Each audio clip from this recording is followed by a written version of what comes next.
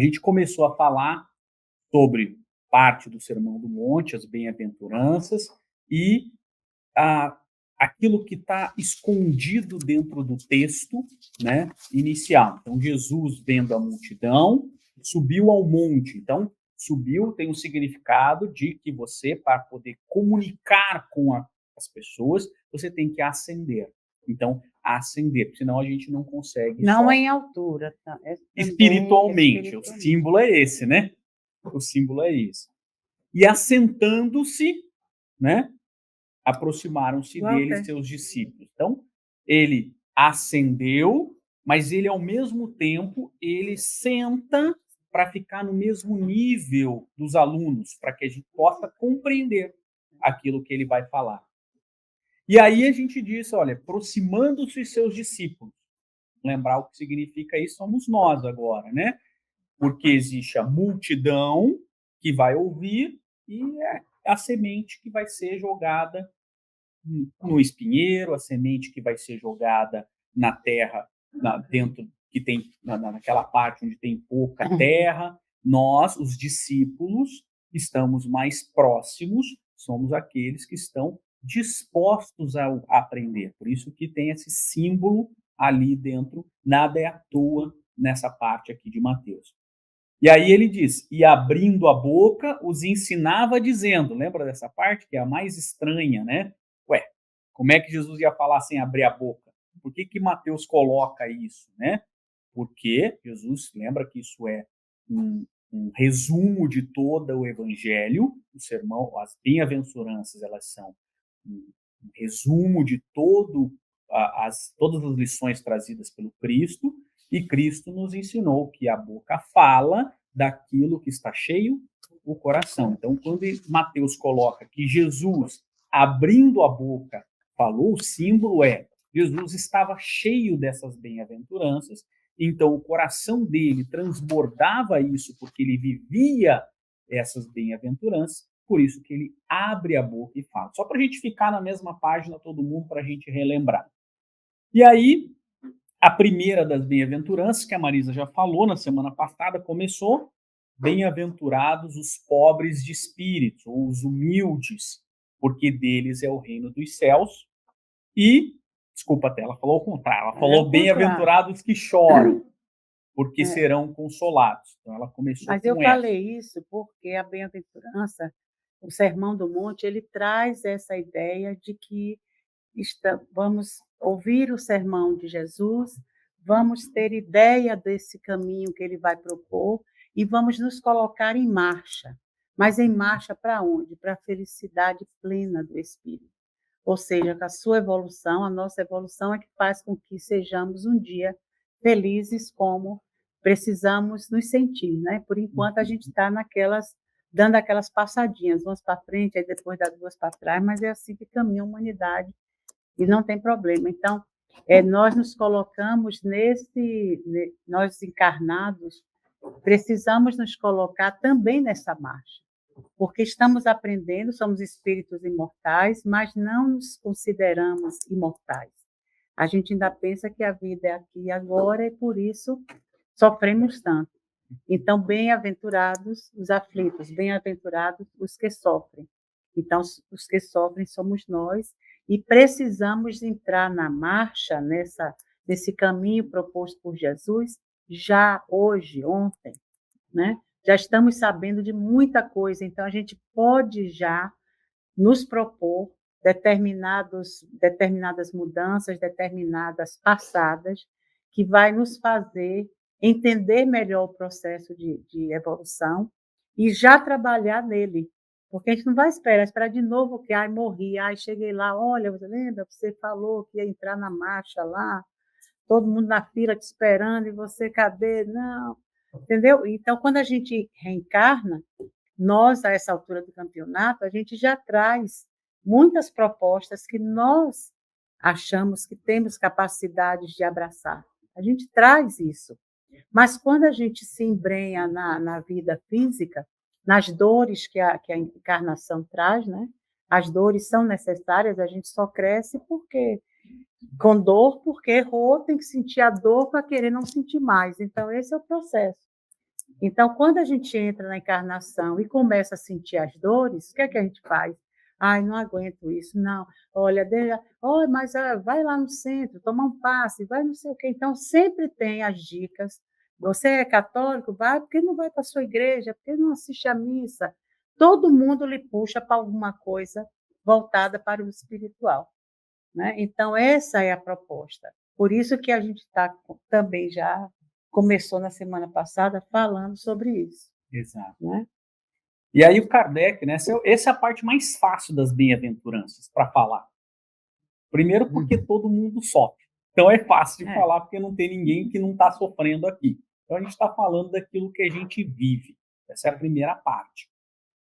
Segundo, porque Kardec, de maneira muito sábia, né, ele gasta o maior dos capítulos do Evangelho segundo o Espiritismo, com exceção das preces, porque prece é o maior, porque tem um monte de prece, né?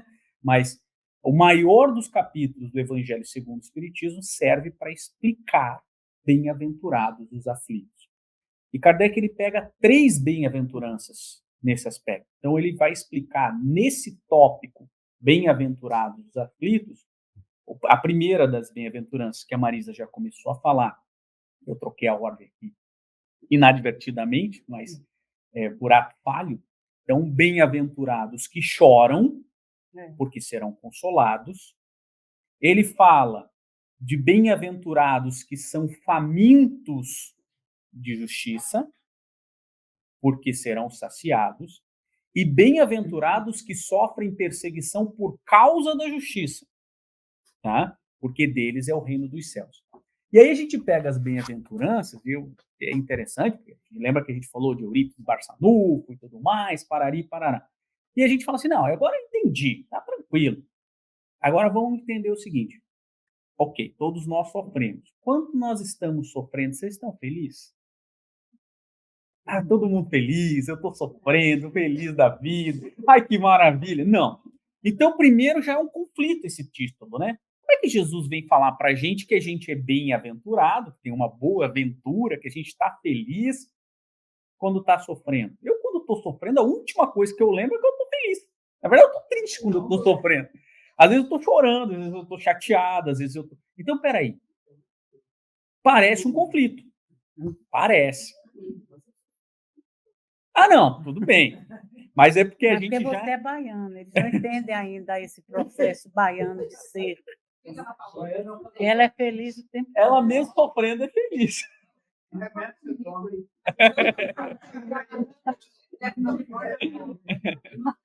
Eu não, olha, eu depende do sofrimento. Quando é um sofrimento leve, eu até levo por bem. Quando é um sofrimento daqueles bem doídos, que é um sofrimento da encarnação, que você pega, aí às vezes eu não me sinto tão bem-aventurado naquele momento. E essa é a proposta de Kardec. Porque a proposta de Jesus é tentar mostrar, espera um pouquinho, se a maioria das pessoas estão sofrendo, e o sofrimento é inerente ao estado evolutivo que nós estamos, por que a gente tem que entender que isso é um bom caminho? E aí, imagina, Jesus fala isso há 2000 anos, talvez ele tenha explicado isso para os apóstolos, explica em alguns momentos para os discípulos mais próximos, mas isso não está gravado no Evangelho. Então, aquilo que parece que todo mundo entende, parece que não é bem assim. Por isso que quando a gente vai estudar os bem-aventuranças, a gente se depara e fala, olha, eu não estou nada feliz de estar sofrendo. Aonde que eu tenho que buscar a minha felicidade? Porque na dor a gente não está feliz. Como é que é? A gente está feliz, às vezes, quando a gente está provocando a dor. Aí é legal. Sim ou não? Vai lá, eu sempre digo, a dor física, o princípio é o mesmo. A dor física é a mesma coisa da dor espiritual. A ideia de princípio é a mesma. Então a gente vai numa churrascaria. Já foram na churrascaria? Aí você tenta violar uma lei física, que é 2 corpos não podem ocupar o mesmo espaço ao mesmo tempo. Você tenta colocar um boi dentro de você. E aí não cabe, né? E aí o que acontece? Quando você começa a colocar, você está feliz, sim ou não? Não está feliz? Às vezes, quando nós estamos procurando a dor, é um momento de felicidade. E aí, de repente, você vai lá e chega no limite da dor. A dor, então, ela é um aviso. Então, a dor ela é colocada por um momento em que, a partir dali, você vai violar uma lei, que a lei física e a espiritual é a mesma. A gente só faz essa divisão acadêmica, né? Então, a gente vai lá, então, você vai violar uma lei a tal ponto que algo seria incontornável. Você vai explodir o teu estômago. Não tem como você explodir. Então, você vai doer antes de explodir, né? A não ser... Por isso que Kardec, de maneira genial, quando ele coloca isso aqui, ele coloca... Se você não presta atenção nesses detalhes, você não entende por que Kardec fala de suicídio aqui. Bem-aventurados os aflitos, ele está falando de suicídio. Porque é o momento em que você viola ao máximo a lei.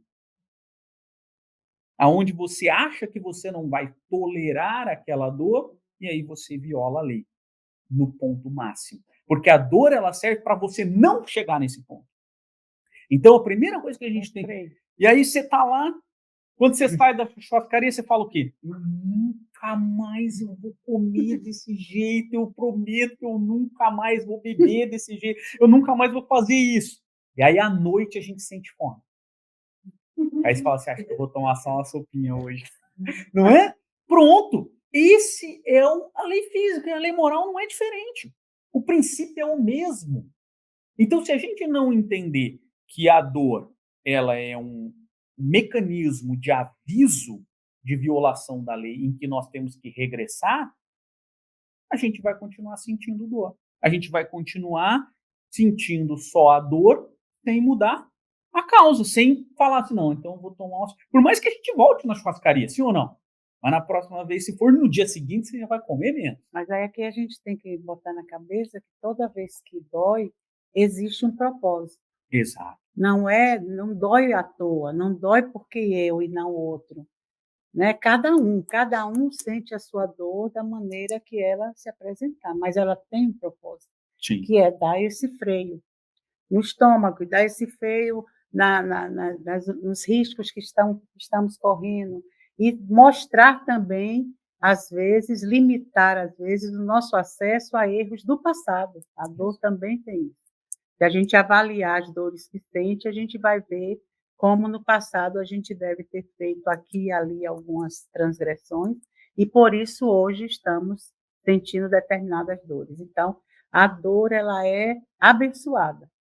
Por isso que o medo, claro. O medo é o limitador, entendeu? Então, a gente tem que saber que hoje a gente está no nosso melhor estágio de vida.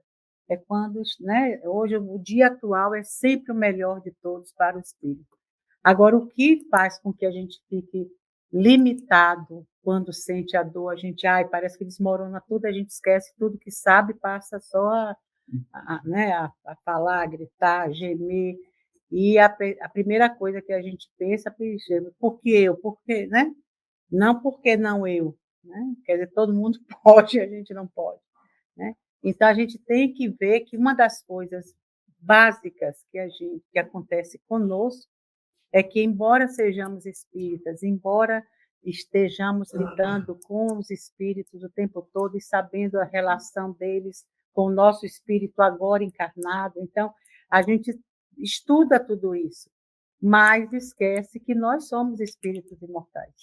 Mesmo na hora de querer fazer as comparações, a gente faz entre nós, espíritos encarnados, e eles desencarnados. Mas a gente não acredita nesse nós, apenas espíritos que estão temporariamente encarnados. Então, essa nossa não crença absoluta na nossa imortalidade é que faz a dor ficar mais profunda, Sim. mais danosa, é que faz dar mais problemas para a nossa caminhada. Porque na hora a gente quer... Né? Só se livrar da dor. Então tem esse paralelo, com a Ilka falou que chega ao suicídio? Tem. Então procura. Então, Kardec vai construindo. Eu gosto da didática do Kardec, porque o Kardec, como um professor genial, né, ele pega cada um dos assuntos e vai nos trazendo, vai nos fazendo evoluir num processo de conhecimento. Então, ele começa assim: primeiro a gente tem que entender a justiça das aflições. Você pode entender que para você entender que a dor é um benefício, você tem que entender que ela tem que ser fruto de uma justiça. E aí Kardec começa a construir assim, fala assim, olha, tem duas opções. Não, eu estou fazendo uma tradução livre de Kardec. Né?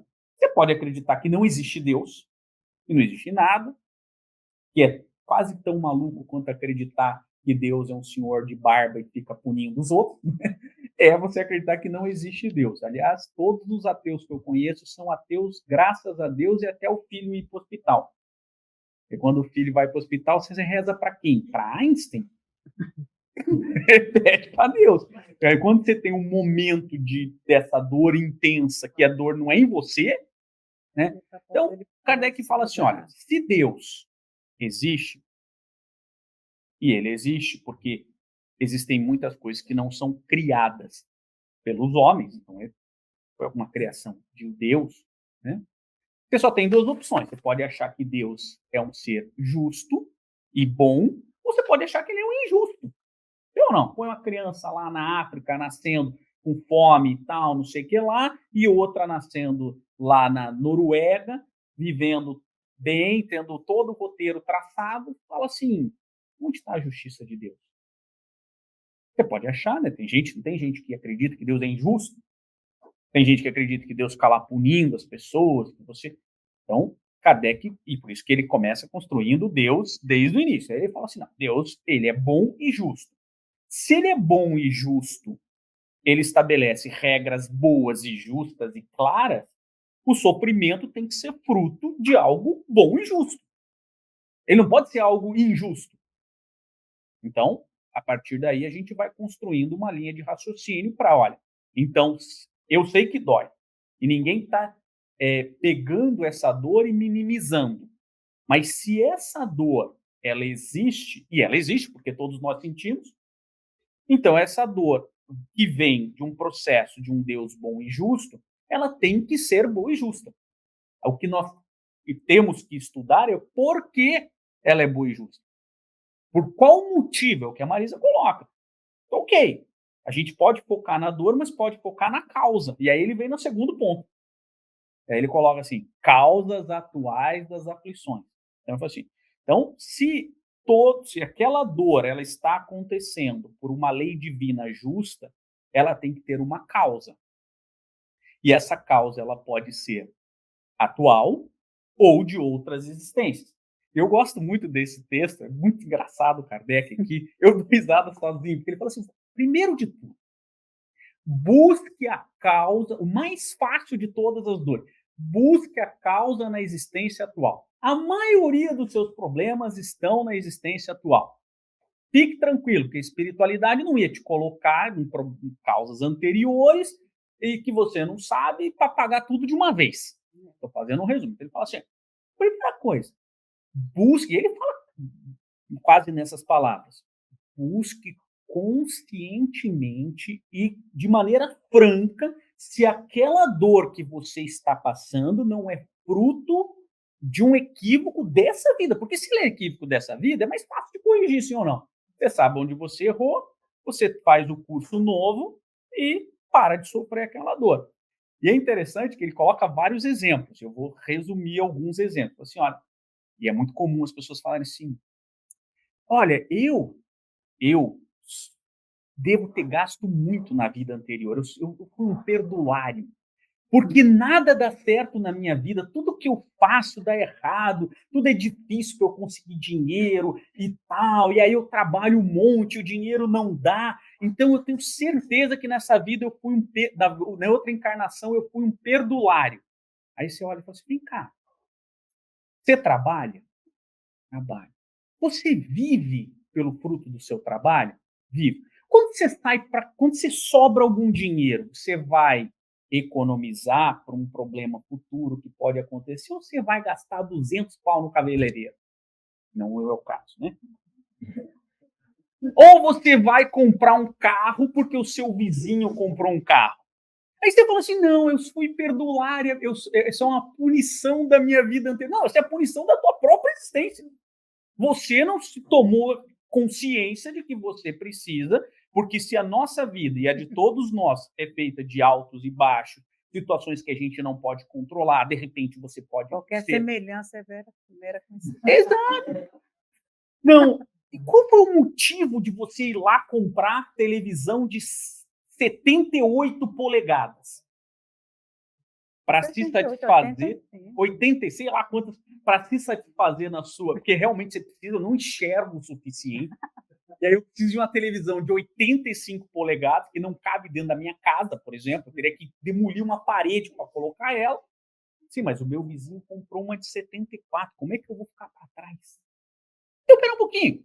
A sua causa do seu problema é fruto de você ser perdoado hoje.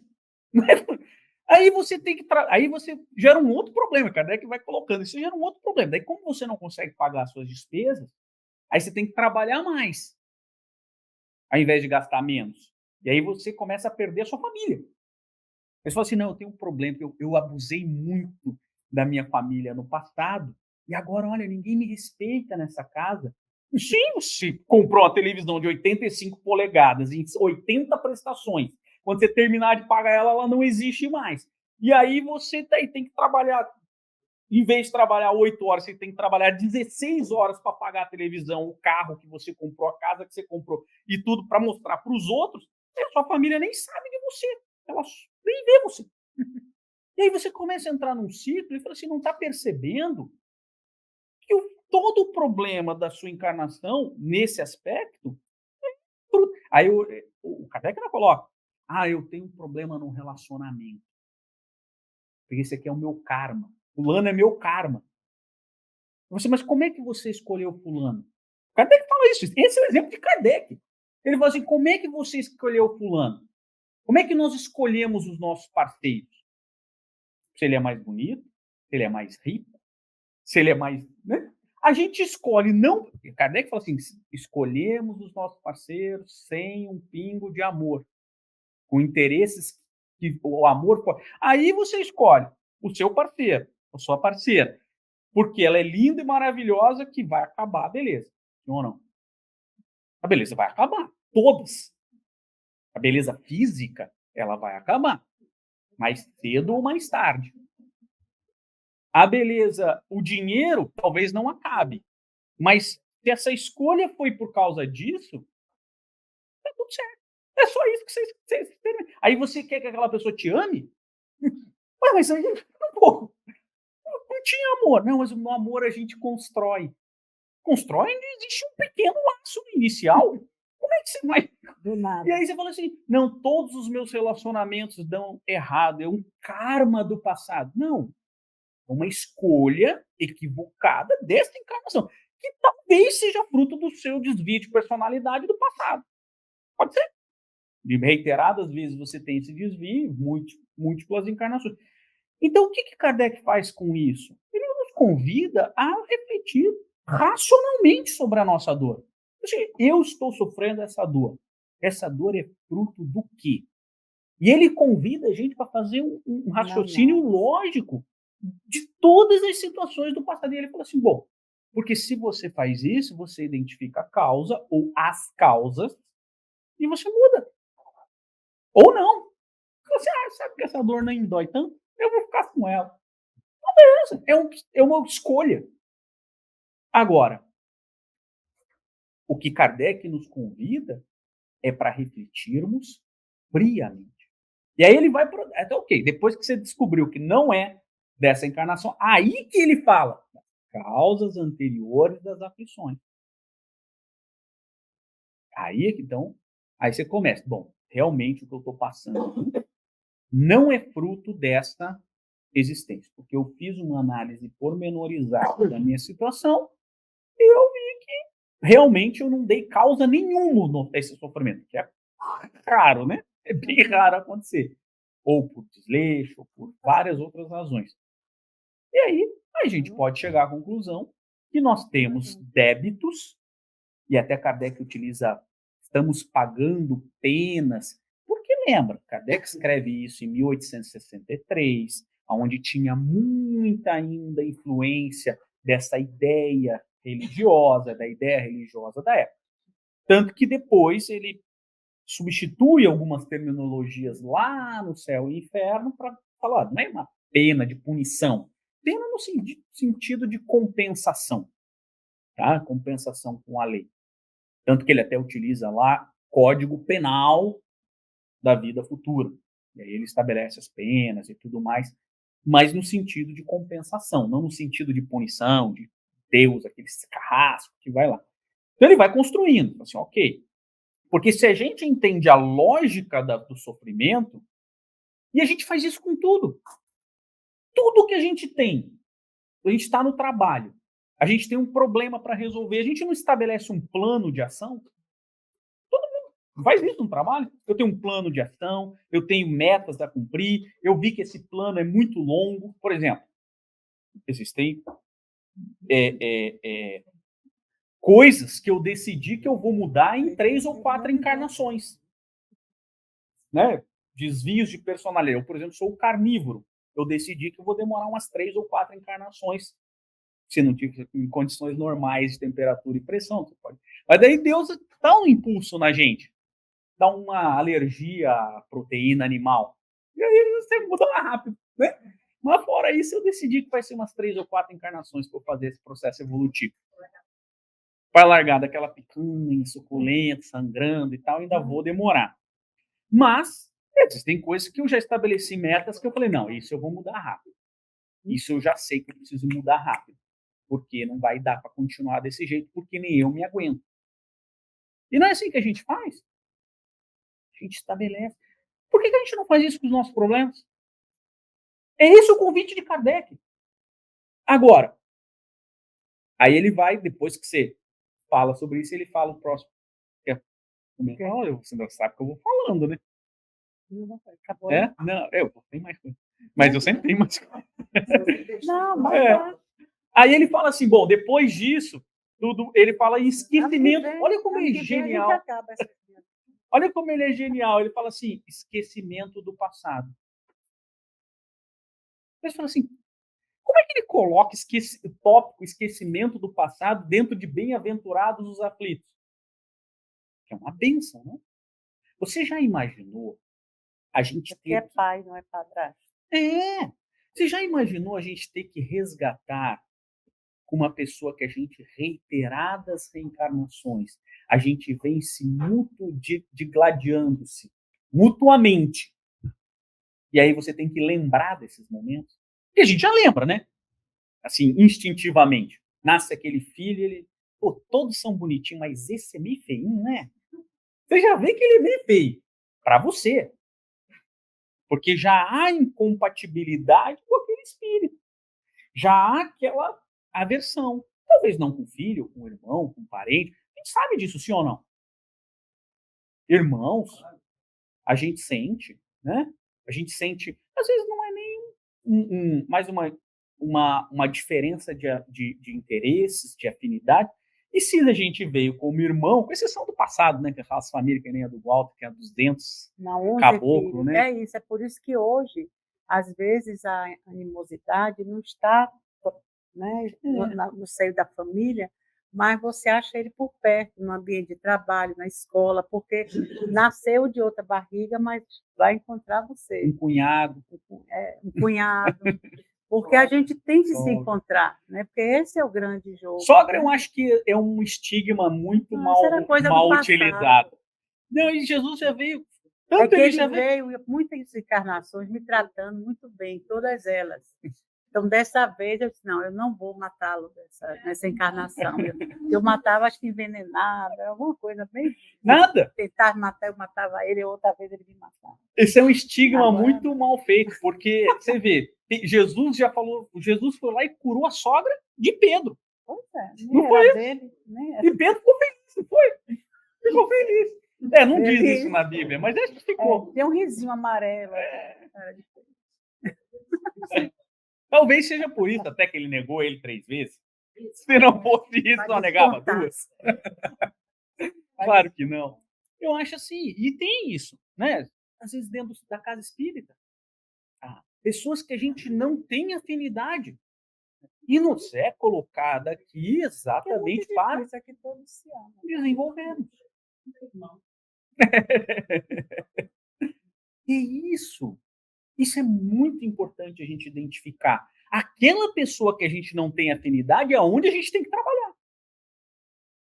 Porque às vezes não é trabalhar a amizade. Se a gente não tem aquela afinidade, como a gente vai trabalhar uma amizade? A afinidade é mede bem, né? Claro. Essa necessidade que a gente tem de, nessa hora que não sente afinidade, por quê? Nem falo com fulano, não sei como é, né? Aí começo a fazer julgamentos e julgamentos, aí tem. Trabalhar a tolerância. Então, aí vai e tenta reverter, porque a gente tem que notar quando a gente pisar na bola, porque senão vai muita coisa passar batido, chega a hora de desencarnar, né? Mesmo que a gente vá, como vamos agora, até os 150 anos, né? Porque a medicina está aí para isso, para botar a gente lá. Quero não. Mas aí a gente vai ainda fazendo coisas mais, né? Errando mais um pouco, aí é pior, né? Melhor. E é um ponto muito importante, né? Porque a gente, primeiro, tem que entender. Você acha que eu tenho que concordar com todos os assuntos com a Marisa e a Marisa comigo? Porque se a gente tem uma falsa ideia de amizade, o amigo é aquele que você concorda em tudo. Claro que não. Nós temos experiências de vida diferentes, vivências diferentes.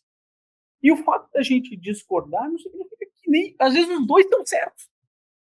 Só estão em pontos de vista diferentes. Agora, a casa espírita, a família, os templos religiosos são momentos em que nós podemos, trabalho, desenvolver isso. Porque o próximo passo é amar a todos. Que daí já é um passo lá na frente. Se a gente for em casa, no trabalho, nesses locais que a gente está sempre, que às vezes eu encontrei fulana depois de 10 anos, senti um negócio, peraí, deixa eu vê-la mais vezes, para ver, porque senão a gente fica com aquela má impressão, né, de todo mundo. Mas a gente tem que prestar atenção sempre com que julgamento, que palavras eu estou usando para tratar de fulano, cicrano nas suas atitudes, no que eu acho que é, no que eu penso que foi. Então, tudo isso é muito delicado, porque o problema não é da pessoa de quem você está fazendo o julgamento, o problema é seu. Então, tem isso. Às vezes a gente está julgando uma outra pessoa de uma forma bem rigorosa e a pessoa está bem com a vida, com o que está fazendo e tudo, e nós aqui estamos causando aquele embaraço na nossa encarnação. E aquele embaraço pode ir para fora do centro, ou para dentro de casa, ou a gente vai levando. Porque todas as vezes que a gente se embaraça, a gente tem uma multidão de testemunhas que querem apertar o nó. Quando é um desembaraço, a gente também tem uma multidão de testemunhas do bem que vão nos ajudar a pegar aqueles fios assim e soltar o mais rápido possível. Então, a gente tem que escolher. Por isso que todas as vezes que vier aquela atitude que você às vezes até diz, puxa vida, nem estava pensando em fulano, e agora me veio uma agonia dele ou dela, tá? Começa a desconfiar, começa a relaxar, não, fulano é uma pessoa legal, não concordo nisso ou naquilo, mas não, deixa ser, né? A gente tem que respeitar as pessoas nesse ponto, porque ninguém vai ser igual ao que a gente é, nem somos igual uns aos outros, graças a Deus. Então, sempre vai ter um entravezinho aqui e ali, sempre vai ter. E é bom que tenha, porque senão a gente não cresce, né? Eu me lembrei de uma situação que aconteceu aqui dentro dessa casa aqui. Vixe, Maria. A gente falando sobre essa situação, que não é a primeira vez que a gente fala sobre isso, já tivemos várias palestras, e eu me lembro de um depoimento de uma moça, você vai lembrar, que ela falou assim, olha, eu vi essa necessidade de identificar, por conta desse esquecimento do passado, e essas falhas, e aí eu fazia 10 anos que eu não falava com a minha irmã, lembra dessa? 10 anos. E aí eu resolvi ligar para ela. E você não acredita que ela é outra pessoa, aquele negócio que a gente tinha, que eu estava na América, ela lá no Brasil e tal, já não existe mais. Por óbvio. 10 anos depois, nós somos outra pessoa. Ela que estava lá já não estava pensando mal dela, aí ela aqui ainda... E você acredita que ela está com passagem marcada para vir para cá, para a gente ficar? Foi bem legal. Olha o resgate que o Espiritismo nos proporciona. Imagina quantas encarnações essas duas almas estavam. E agora, atualmente, uma no Brasil e outra aqui. Quer dizer, não iam desfazer o nó, né? E aí o Espiritismo vem com essa clareza, com essa racionalidade, para a gente olhar a nossa dor com racionalidade, com frieza, com determinação de mudar. E nos convida a fazer um resgate. Isso pode ser um ponto de ruptura no processo evolutivo dessas duas almas que vai alavancar ela para um processo muito maior. Às vezes o que estava segurando elas era esse pequeno ponto. E aí vem como irmã para ver esse resgate, talvez não seja a primeira oportunidade, e toma contato com essa doutrina maravilhosa e faz esse resgate. Isso é um convite para nós. Não é fácil, porque a gente tem que primeiro ocultar ou enterrar o nosso orgulho. Porque a gente está certo e a outra pessoa está sempre errada. Né? As perdas também é uma coisa, né, que a pessoa fica sem entender, porque... Sim. Então, as grandes aflições, né? Porque existem aflições que todos nós vamos passar. A matéria nos proporciona. Por exemplo, a gente vai na churrascaria, come um monte, não adianta nada. No dia seguinte, a gente sente fome. A matéria nos proporciona momentos em que desafios que a gente vai ter que vencer, todos nós. A fome, por exemplo, é um deles. Não tem como a gente... Não adianta comer na churrascaria um monte e esperar que vai ficar um mês sem comer. Não vai adiantar. Ou seja, a gente vai ter que aprender a dosar os nossos recursos. A matéria nos ensina isso, a ser previdente. São coisas que a matéria é uma aflição que vai todo mundo. Frio. E a perda de entes queridos, né? Todos nós vamos passar por essa.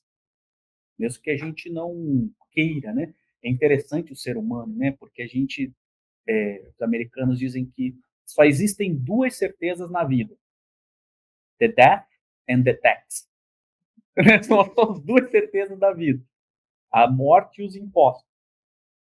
E a gente tem medo das duas. Ao invés de falar assim, não, se elas vão ocorrer, o que eu vou fazer para que ela ocorra de uma maneira mais tranquila? É claro que muitas vezes esperamos que essa dor aconteça com os nossos pais. Nunca esperamos que essa dor aconteça com os nossos filhos, né? E o Espiritismo vem nos trazer esse consolo. E é por isso que é importante. O Espiritismo não é o anador. Lembra que eu falei para vocês? Anador é que tira a dor. Ele é o consolador. É diferente. O que consola uma mãe que perde um filho? O que pode consolar? O reencontro. A única coisa que vai consolar uma mãe, pode ser a gente. Eu perdi o meu pai, né? Meu pai faleceu faz 22 anos. O que vai consolar essa dor? Porque essa dor existe, sim ou não? A saudade, em alguns momentos, o momento em que a gente pensa, puxa, se tivesse aqui, poderia ser um conselho diferente, né? O que vai consolar? A certeza absoluta do reencontro.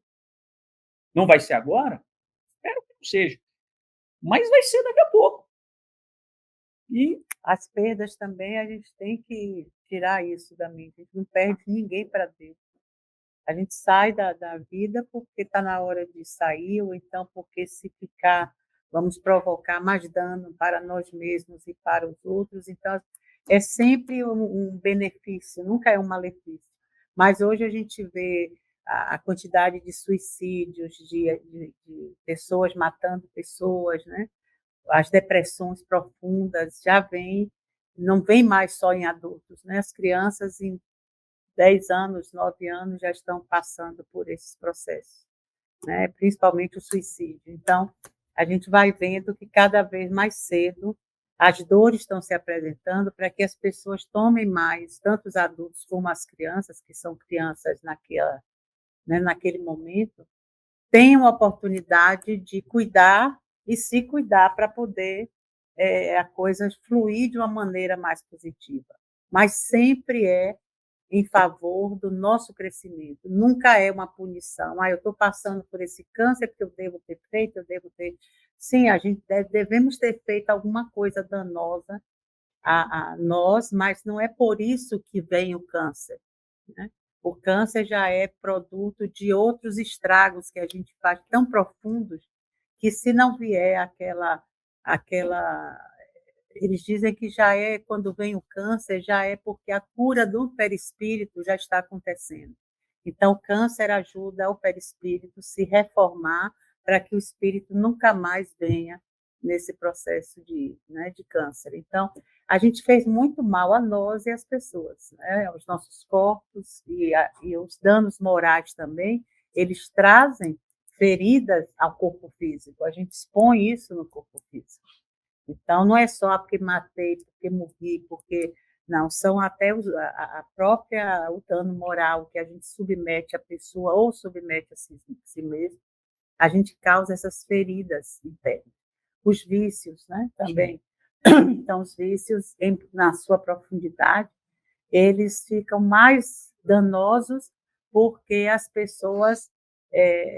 nós não só nos viciamos, nós viciamos os espíritos que vão também nos dar suporte e querem estar conosco. Então, aquele desenlace do passado fica mais difícil de acontecer. Porque às vezes então, é mais grave o vício que a gente causa no outro do que o que a gente causa nós mesmos, que muitas vezes já sofremos as consequências nessa encarnação mesmo. Quando você vê uma pessoa num vício de bebida, ou álcool, drogas, ou tudo, ficar normal, ficar bom, limpo, numa encarnação, é porque ele chegou ao limite. Não é porque ali, não, ele foi para um tratamento bom, que deu certo, não. Os vícios, a gente vem aparando eles assim, encarnação a encarnação. São chagas tão profundas, porque não é só o vício, vem pela dor moral que a gente não suporta, então a gente quer esquecer e ingere produtos que nos alucinam e fazemos mal a nós e aos outros. Então, isso é que corrói também e desagrega o perispírito. Então, quando a gente vem tendo essa reforma perispiritual, ela vem aos poucos. Em cada encarnação, a gente vem. Então, por isso que a gente diz assim, puxa, fulano se tratou do vício a vida toda e morreu viciado, menos viciado. Então, na outra encarnação, ele já vem menos. Então, quando a gente vê a pessoa romper o vício numa encarnação, é porque ela já estava no fim da linha. Então, lógico que a gente sempre quer que todos os viciados consigam, naquela encarnação, tirar o vício de suas vidas, mas nem sempre isso acontece e a gente sabe que tem que ter paciência. Não pode dizer, não, porque fulano é safado, não quis fazer isso, o outro fez e conseguiu, não é. Então, são dores na alma, são dores profundas e são feridas que precisam ser fechadas através da nossa próprio modo de pensar e agir. Não é fácil. A gente vê que para você mudar de opinião sobre alguma coisa não é fácil, né? Eu era preconceituoso, agora eu não sou mais. Que bom, você conseguiu, consegui. Então, se teste todos os dias, né? Vá na direção do que você tinha preconceito e comece a ver que você já não sente mais. Não existe impedimento, porque se tiver um pouquinho, se tiver um pouquinho, você ainda precisa trabalhar mais isso em você. Porque são as dores da alma. A gente provoca em nós feridas perispirituais. Então, a gente precisa se recompor, né? E todos nós, com exceção de alguém que seja espírito puro aqui, aí eu peço desculpas, né? Mas todos nós somos doentes em recuperação. Todos nós. Se tiver algum aqui, eu peço desculpa, né? Mas nós somos todos doentes em recuperação. Então, se às vezes a gente se acha no direito de julgar o nosso irmão porque ele tem um determinado vício, mas e o nosso vício moral, e o nosso interior? Porque o cristianismo não veio para julgar os outros, ele veio para julgar, para que cada um faça o auto-julgamento. É uma transformação interna, para daí depois ser externo. Daí você vai transformando ao redor, mas antes de tudo é a gente. E somos todos. E primeiro a gente tem que se colocar na posição de doentes precisando de remédio. Muitos nós somos doentes já em recuperação. tentando se recuperar, já não temos mais aquele específico vício, que a gente pensa de vício, pensa num vício físico, mas quantos vícios da alma nós temos? O orgulho, a inveja, o preconceito, a maledicência, né? Quantos desses vícios ainda habitam dentro da gente e causam estragos maiores do que o vício físico? A pessoa, às vezes, ela está lá bebendo na casa dela. Como agora, uma coisa boa é porque como você está na moda agora, de não ter preconceito de gênero, de cor, né? A gente está vivendo agora mudanças assim drásticas, então termina mesmo vivendo preconceito, mas você já não fala tão abertamente às pessoas, você já fica mais tolhido. Antigamente não, juntavam a roda para meter pau nos índios, nos negros, nos brancos, quem fosse negro metia no branco. Quer dizer, era todo mundo contra o outro que era diferente. Né? Hoje a gente já está vendo isso se estabelecer como norma na educação das crianças, dos jovens e do adulto. Então, mesmo que a gente diga assim, mas isso não pode ir para frente, isso não está vendo que isso está errado, eu já vi a gente falar assim. Eu disse, se tivesse errado, estava acontecendo de outra forma. Quando as coisas começam a se estabelecer de uma forma educativa e racional, isso é porque alguma coisa no mundo mais elevado é já norma, já é assim, as pessoas se olham assim, né? O baixo para o alto, o branco para o preto, o gordo para o magro, não existe isso. Porque se a gente vive muitas encarnações, será que eu sempre nasci na Bahia, né, com essa cor maravilhosa, né, com esse gosto de dendê na boca? Será? Não sei. Aí ele diz, não, eu nasci lá em Minas, com pão de queijo, não sei. Aí eu vou dizer que meu acarajé é melhor do que o pão de queijo. Ele vai brigar por causa disso. Dizer, não existe, mas antes era uma disputa. Né? Você disputava qualquer coisa, até a cor da bandeira. Então, hoje não, hoje futebol você vê como agora as pessoas estão matando menos por causa do futebol, porque já virou ridículo. Levar as crianças para assistir um jogo e ver as crianças assistirem o pai matando o colega dele, porque né? Então, é difícil. A gente tem que se preparar para esse novo... E estamos, né? Eu acho que a sociedade está evoluindo para isso. Ainda existem escândalos? Claro que sim, porque não está no padrão todo mundo, mas é um processo, e é um processo cada vez melhor. Eu discordo veementemente quem acha que o mundo está pior. Não está. Não está. Em nenhum aspecto.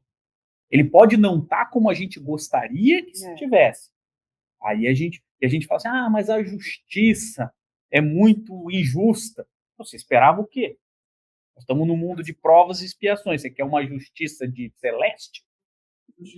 É justiça de provas e expiações. Ainda tá é o que nós temos. Mas o político é isso. Não, é o político de provas e expiações. Vocês esperam um político de mundo de regeneração? Vocês esperam um político de mundo puro? É só ele. Nós não somos puros, mas o político tem que ser de mundo puro. Né? Então a gente está num processo. Agora, mesmo assim, o mundo ele está muito melhor, e graças a esse processo que envolve dor. Mas a gente tem guerras. Claro que sim.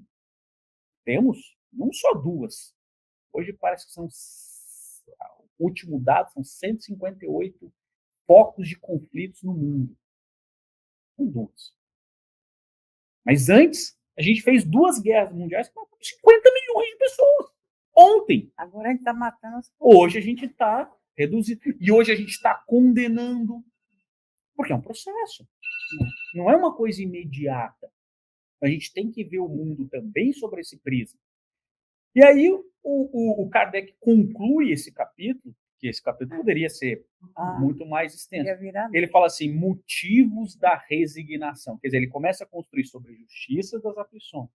Depois ele fala sobre as causas atuais e anteriores, esquecimento do passado, suicídio, e ele fala motivos da resignação. Então, poxa, se a gente entendeu que todo sofrimento é fruto de uma causa, e essa causa foi um equívoco, porque só os equívocos causam dor, né? Coisas boas que a gente faz causam felicidade. Então, só os equívocos é que vão causar dores. Se a gente, primeiro, o primeiro motivo da resignação, ele fala que se nós estamos em dor, é porque nós estamos resgatando. Já é bom começo, né? Estamos melhorando. Porque quando estávamos plantando, a gente estava rindo. Lembra? Quando a gente estava plantando o mal, a gente estava rindo que a gente estava plantando o mal. Agora nós estamos na colheita. Não é tão gostoso, mas é um motivo para a resignação. Se estamos colhendo, é porque já demos um passo. E esse passo é grande, com exceção daqueles espíritos que é a minoria, que tem a sua encarnação imposta, né, que não tem escolha, né, vai lá e é o Tribunal de Justiça manda segurar ele, o Supremo Tribunal Celestial manda trazer, compulsoriamente vai reencarnar. Essa é a minoria. Mas não é também por injustiça, porque nós não temos condição nem de saber por que a gente vai, porque senão piora a situação. Então, abre-se esse benefício, essa bênção divina, para que o espírito desencarne e volte imediatamente, já para uma outra experiência, com outra família, com outros propósitos, para ver se ele dá um passinho para frente. São aqueles ainda determinados em ferir. Mesmo se ferindo, eles querem ferir. Então, é como se fosse uma coisa meio... Mas é uma exceção. Porque a maioria a maioria dos processos reencarnatórios, se nós não participamos das nossas escolhas, né, porque ainda não tínhamos maturidade, aceitamos. E se nós aceitamos, é porque nós já vimos que estamos errados, que é o primeiro passo para o resgate. Então, você fala assim, olha, eu já estou disposto a resgatar. Então, veja como é um processo. Então, o Kardec nos coloca que o motivo da resignação da dor é a gente falar, poxa, eu estou muito na frente. Eu já percebi que eu estou errado, já estou recuperando, e se eu pagar, já foi tá aqui. Está aqui. A partir do momento que você paga. E aí Emmanuel vem nos trazer uma coisa que eu gosto muito. Ele fala assim, aquilo que nos é colocado no nosso processo reencarnatório a título de sofrimento é colocado com a certeza do nosso sucesso. Então, a dosagem que a espiritualidade nos faz, porque muitas vezes a gente, quando está do outro lado, fala assim, não, põe um pouco mais, põe um pouco dele. Não, vai devagar, você não vai aguentar até Tira aqui. Esse privilégio, me bota logo lá para eu vencer logo isso. Passar dessa, não vai. Então, veja como isso nos dá uma esperança. O Emmanuel nos traz uma esperança para todas as nossas dificuldades. Estão colocadas com a certeza que nós vamos vencer.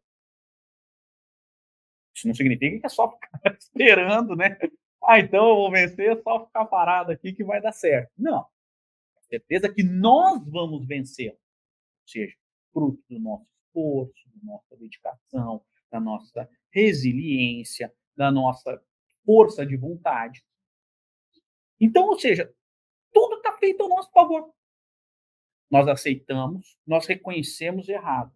Nós nos propomos a melhorar e isso foi dosado para a gente vencer. O que mais que falta? A espiritualidade ainda está ali ajudando a gente, empurrando. Vai dar certo, vamos lá, estou torcendo por você.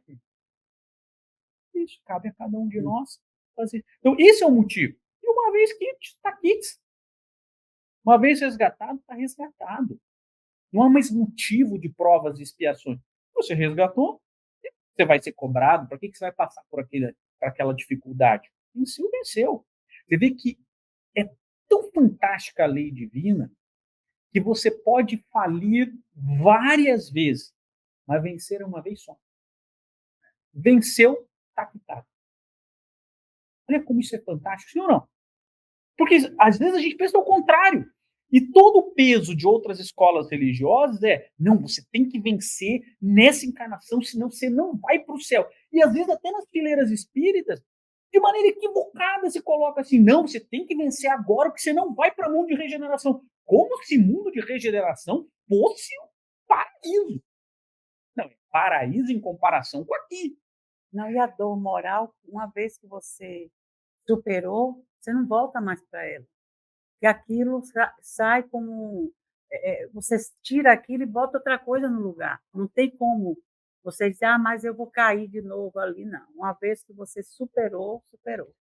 Então, ali já está sanado e vamos para a próxima. E a gente fica esperando, por isso que a gente tem que tomar cuidado até com a... Kardec coloca 5 classificações de mundo.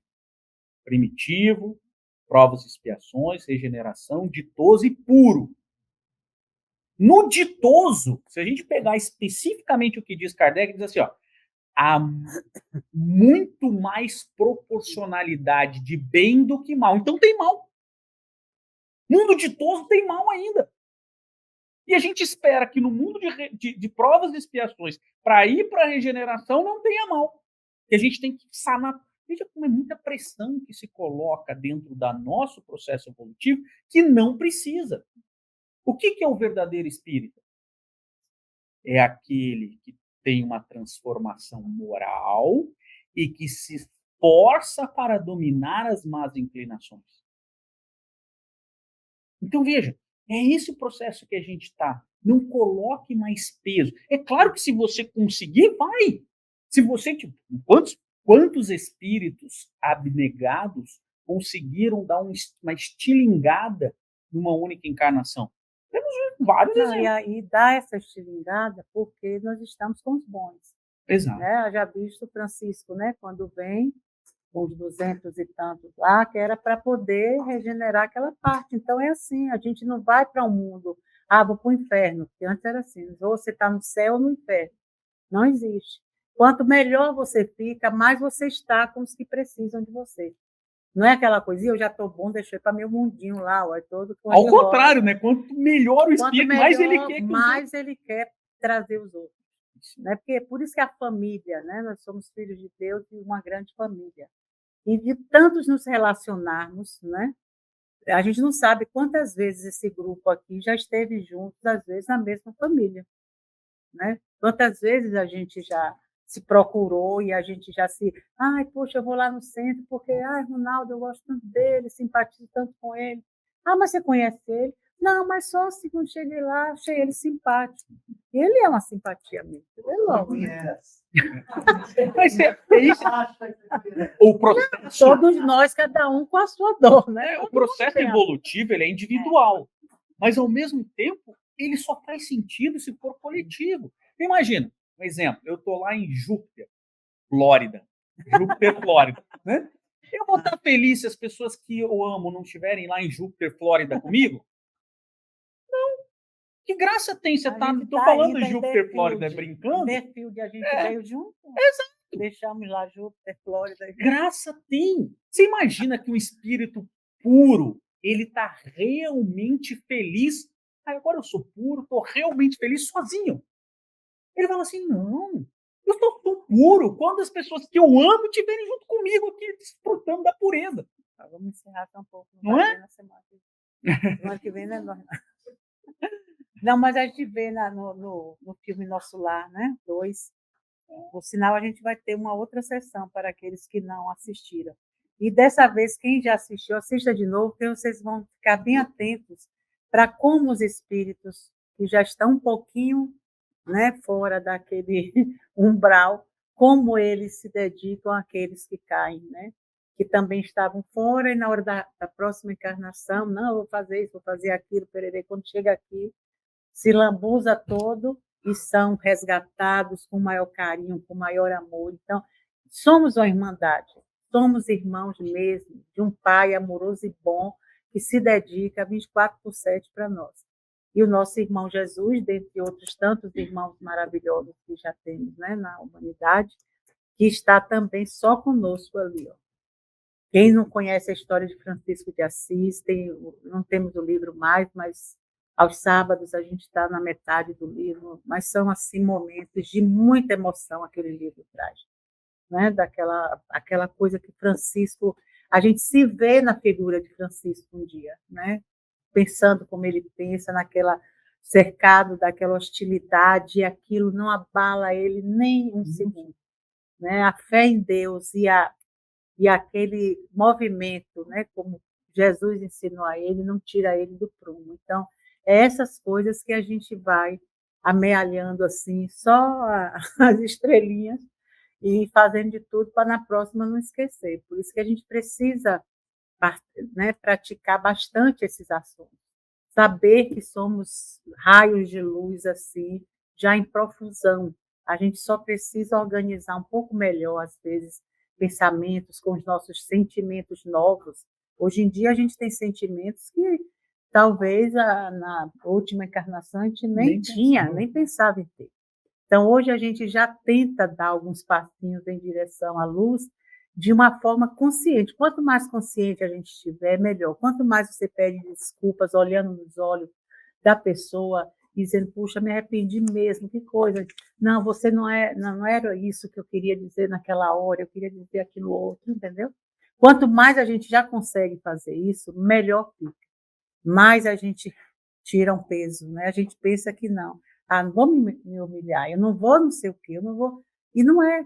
A gente só abre a força dessa luz já nessa encarnação. Então, a gente precisa dessa âncora segura em nós, que nós já escolhemos, né, como a doutrina dos espíritos, mas tem as outras escolas da vida aí que trazem uma profusão, agora é uma profusão de caminhos que a gente pode nos sustentar e não perder a linha de chegada lá na frente, né? Porque já estamos, né, ainda jovens, eu acho, né? Vamos até os 150, a gente ainda tem bastante chão pela frente, né? Eu quero ir para Júpiter logo. Não quero demorar tanto, não. Flórida, né? Bom,